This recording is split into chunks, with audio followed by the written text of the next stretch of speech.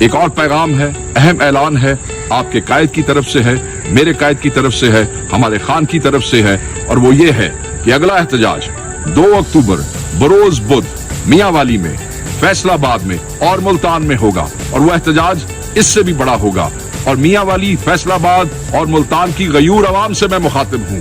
کہ آپ نے باہر نکلنا ہے،